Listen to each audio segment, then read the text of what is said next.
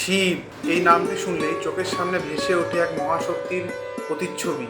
ত্রিনেত্রধারী, গঙ্গাধার, নীলকণ্ঠ, তিনি ধ্বংসের দেবতা। তবে তার অর্থ কি শুধুই ধ্বংস?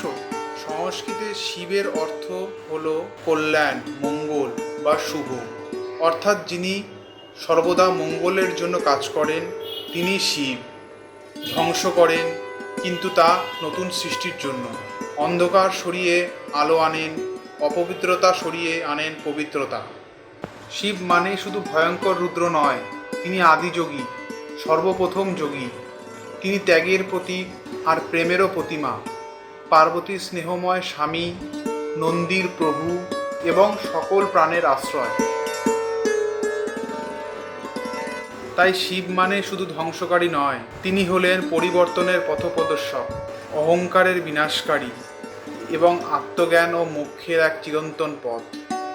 আপনার মতে শিবের সবচেয়ে গুরুত্বপূর্ণ রূপ কোনটি? আমাদের কমেন্টে জানান এবং ভিডিওটি ভালো লাগলে অবশ্যই লাইক, শেয়ার এবং আমাদের চ্যানেলটিকে ফলো করুন।